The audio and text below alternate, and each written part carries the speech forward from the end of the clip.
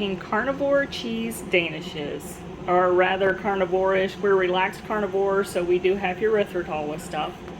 What I got laid out here is I've got half of a block of cream cheese, so approximately 4 ounces. I have 3 egg whites. I went ahead and put a tablespoon of egg white powder in here and a 1/4 teaspoon of cream of tartar. I'm just getting all my stuff prepped. I've got 3 egg yolks over here, and I've got 1 egg yolk in here.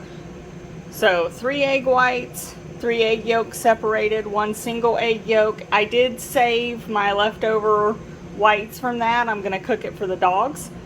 And again, 1 tablespoon of egg white powder, a 1/4 teaspoon of cream of tartar, and I've got 4 ounces approximately of cream cheese. And this is my container I keep erythritol in. It's an old Parmesan container, but this is erythritol, which we're gonna be using it. So what I'm gonna start off doing is I'm gonna go ahead and set my stove.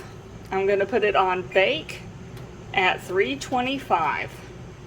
All right, now I'm gonna come back over. I've got my cream cheese. I'm gonna soften it in the microwave. So this microwave is like a really powerful microwave. So I do it in 10-second intervals. So I'll be back with you once it's softened. All right, so I've got my cream cheese softened, and you can tell it's softened because it's super easy and fluffy right here.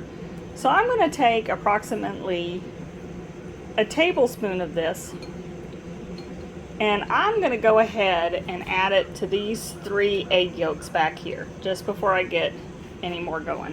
So the rest of this mixture, I'm gonna be adding it to this yolk that's in the mixer.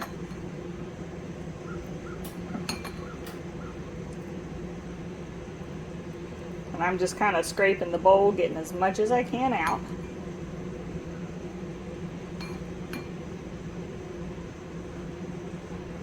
And let me pause this while I scrape it off the spatula. All right, I washed the bowl and I washed the little mixy thing. I dried it really good. So now I've put my egg whites in here, my tablespoon of egg white powder, and my 1/4 teaspoon of cream of tartar. And I'm gonna go ahead and mix that till it's nice and fluffy. All right, you can see my egg whites are getting fluffy. So I'm gonna put a tablespoon of erythritol, just kind of sprinkle it around.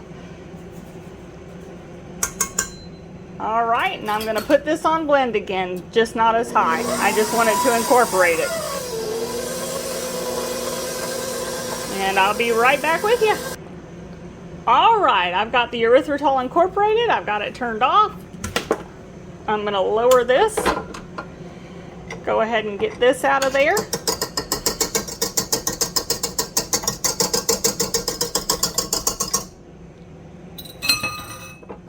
And pop that out. And now what I'm gonna do is I'm gonna pour my yolk mixture in, but kind of around the edges and really slow.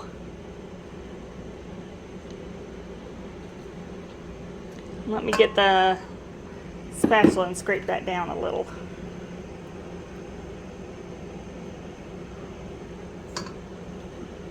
Just to get a little extra out.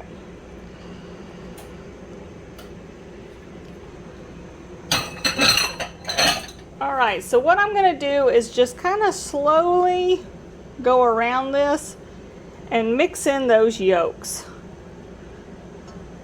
That way everything's incorporated. I should have a nice yellow color when I'm done. And I'm gonna pause this and get back with you when I'm done mixing. All right, you can see how the color's uniform and it's a light yellow. And what I'm gonna do with it from here is I'm actually gonna come over here and start dolloping it on this. I'm just gonna use my spatula and create dollops. And then I'll shape them when I'm done. So let me get that done and then I'll be right back with you. All right, so I've created how big I want them, but I'm coming back and going in the middle with a spoon and creating a divot. And this is gonna be for my cheese to go.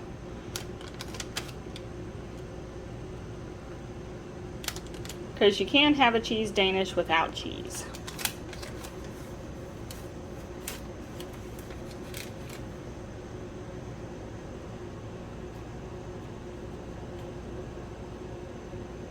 All right. So I've got a spoon in my cheese. There we go. So I'm going to take and start dolloping this mixture in the center.